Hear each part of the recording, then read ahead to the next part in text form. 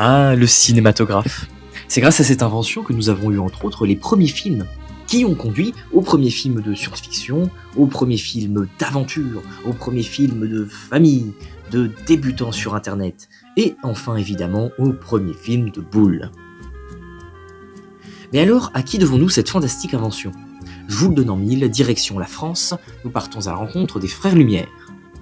Mais non, mais pas ceux-là, mais qui c'est qui fait le montage ? Ah, bonjour. Oui, toi là. Oui, bonjour. Et tu es perdu. Oui, ça je veux bien te croire, mais qu'est-ce que tu fous là en fait ? Non mais ce que je veux dire c'est que t'es dans ma vidéo là. Ah d'accord, c'est cool. C'est cool. Prochaine fois, peut-être me prévenir avant, mais vas-y. Et alors comment tu t'appelles du coup ? Ah bah non. Et non, ça c'est moi. Tu veux une preuve ? Bah regarde. Ouais. Bah je sais pas moi, c'est bizarre comme question, et ensuite, tu t'appelles... je sais rien moi, tiens, on peut t'appeler Michel si tu veux. Ouais, c'est mon deuxième prénom, mais je te remercie quand même. Je sais pas moi, le tout petit Méliès. Le tout petit Méliès. Moi je suis petit Méliès, toi t'es encore plus petit. Le tout petit Méliès. Ouais. Et écoute, on va t'appeler comme ça pour l'instant, et puis on essaiera de te trouver mieux sur la suite, hein. Voilà, on fait comme ça. Allez, on démarre. Mais qui sont ces incroyables prodiges français ? Auguste et Louis Lumière sont deux inventeurs et industriels français nés à Besançon. Ils grandissent à Lyon, où leur père possède une entreprise de plaques photographiques. Mais pourquoi s'être mis en tête de créer le cinématographe ? Dans un premier temps, il est important de savoir que le premier film de l'histoire du cinéma est en réalité un film d'animation.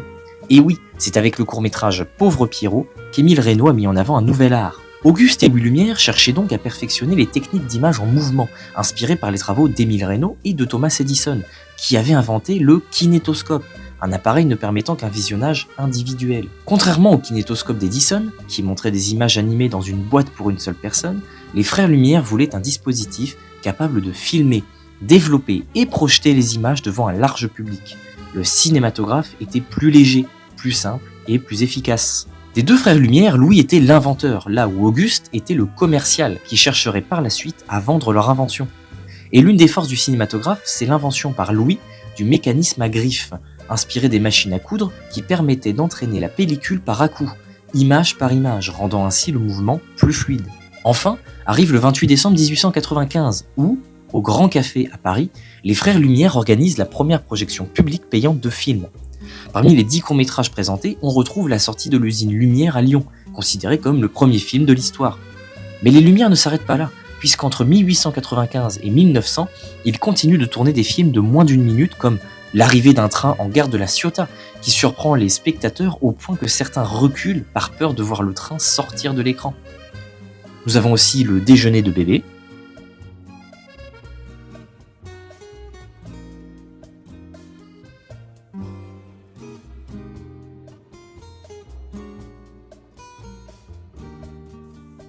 ça reste toujours plus intéressant que Dragon Ball Evolution, hein. Ou encore L'arroseur arrosé, l'un des premiers films comiques de l'histoire dont on peut trouver des parodies un peu partout sur le net. Le cinématographe rencontre un immense succès en France et à l'étranger, et des opérateurs lumière sont envoyés à travers le monde pour filmer des scènes de la vie quotidienne, créant ainsi les premiers documentaires. Et normalement vous devriez être en train de vous demander, mais pourquoi les Lumières n'ont pas créé de société de production ? Pourquoi il n'y a pas leur nom absolument partout dans l'industrie cinématographique ? Eh bien tout simplement parce qu'initialement, les Lumières voyaient leur invention comme une curiosité scientifique et commerciale. Leur entreprise a produit des films pour démontrer les capacités du cinématographe, mais ils pensaient que le cinéma n'avait pas d'avenir à long terme, préférant se concentrer sur d'autres innovations.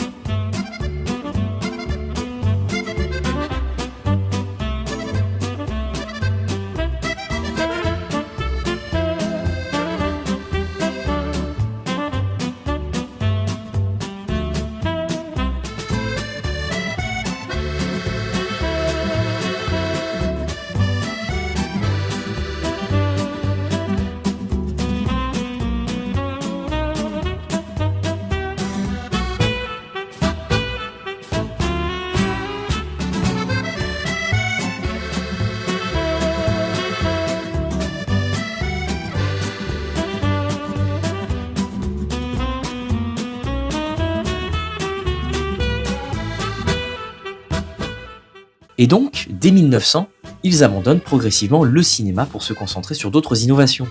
Leur invention est cependant reprise et améliorée par d'autres, notamment Georges Méliès, dont on parlera dans une future vidéo, qui donnera naissance au cinéma narratif et aux effets spéciaux.